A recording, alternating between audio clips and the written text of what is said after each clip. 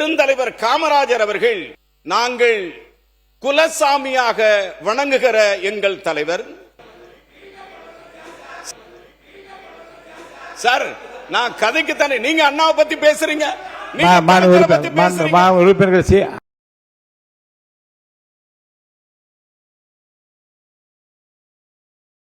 உட்காருங்க உட்காருங்க உட்காருங்க உட்காருங்க நீங்க உட்காருங்க. மாண்புமிகு உட்காருங்க உட்காருங்க. பெருந்தலைவர் காமராஜர் அவர்கள் நாங்கள் குலசாமியாக வணங்குகிற எங்கள் தலைவர். படிக்காத மேதை பெருந்தலைவர் காமராஜர் அவர்கள் முதலமைச்சராக தேர்வு செய்யப்படுகிறார். முதலமைச்சராக முதல்வர் பெருந்தலைவர் காமராஜர் தேர்வு செய்யப்பட்டவுடன் முதலமைச்சரை பத்திரிகையாளர்கள் சந்திக்கிறார்கள். பத்திரிகையாளர்கள் சூழ்ந்து கொண்டு முதலமைச்சரை கேட்கிறார்கள். சார் நான் கதைக்கு தானே, நீங்க அண்ணாவை பத்தி பேசுறீங்க.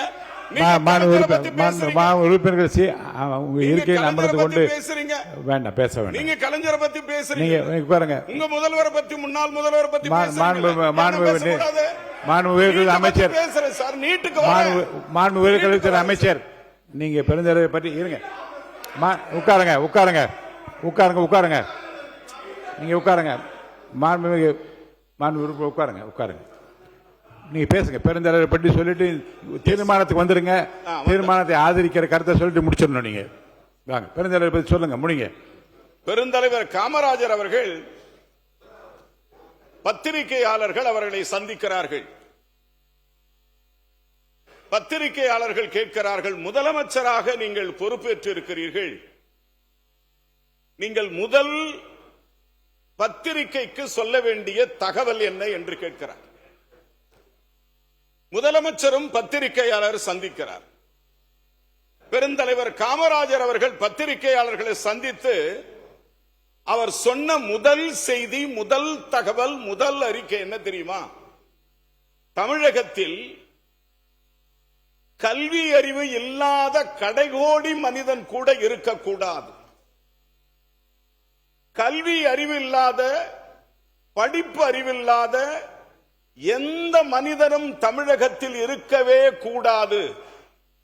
ஆனால் அந்த கல்வி அறிவு, அந்த படிப்பறிவு கிடைக்கிற கடைகோடி மனிதன் யாராக இருக்க வேண்டும் தெரியுமா?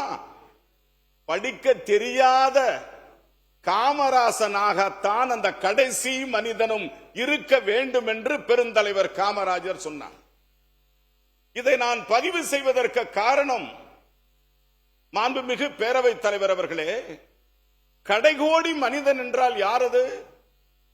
கிராமப்புறத்திலிருந்து வருகிற மாணவன், கிராமப்புறத்திலிருந்து வருகிற மாணவி. இன்று நீட் தேர்வுக்கு மாணவர்கள் போராடுகிறார்கள். அந்த நீட் தேர்வை எதிர்த்து காங்கிரஸ் பேரியக்கத்தினுடைய தலைவர், என் அன்பிற்கினிய தலைவர் ராகுல் காந்தி போராட்ட களத்திலே நின்று கொண்டிருக்கிறார் என்கிற ஒரு செய்தியை இதை நான் சொல்லுகிறேன். டெல்லியிலே நின்று கொண்டிருக்கிறார்.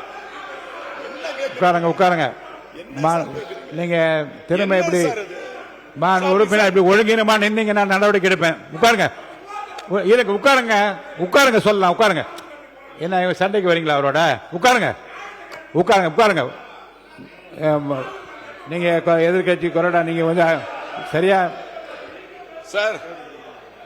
ஒரு ஒரு ஒரு ஒரு தம்பி நீங்க உட்காருங்க. மாண்பு உறுப்பினர் நீங்க கடைசி லெவலில் உட்காருங்க. நீங்க உட்காருங்க. நீங்க உட்காருங்க. அவர் யார்? உட்காருங்க. அவரை உட்கார சொல்லுங்க. உட்காருங்க. மாண்பு உறுப்பினர் உட்காருங்க. 60 ஆண்டு காலம் மேலே நடவடிக்கை எடுப்பேன். நீங்க உட்காரணும். ஒரு 60 ஆண்டு காலம் கழித்து காங்கிரஸ் பேரியக்கம் ஒரு கூட்டணி மந்திரி சபையில் இடம்பெற்றிருப்பதை நீங்கள் விரும்பவில்லை என்பதை இதை நினைவு காட்டுகிறது. நீங்கள் நினைவுபடுத்துகிறீர்கள். மாண்புமிகு உயர் கல்வித்துறை அமைச்சர் முடிங்க, வரவேற்று முடியும். உட்காருங்க சார். உட்காருங்க. விடுங்க சார், பேச விடுங்க சார், பேச விடுங்க சார். சார் உட்காருங்க உட்காருங்க உட்காருங்க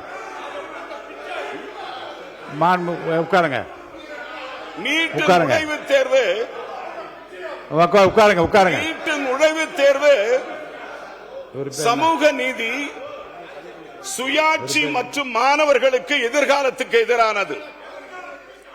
உறுப்பினர் வசதி படைத்தவர்கள் தங்கள் குழந்தைகளை பெரிய பயிற்சி நிலையங்களுக்கும், கிராமப்புற மாணவர்களின் பெற்றோர் இதற்கு ஈடுகொடுக்க முடியாமலும் திணறி வருகிறார்கள். தொடர்ந்து நடைபெறும் வினாத்தாள் கசிவுகள் மாணவர்களின் கனவை சிதைக்கிறது.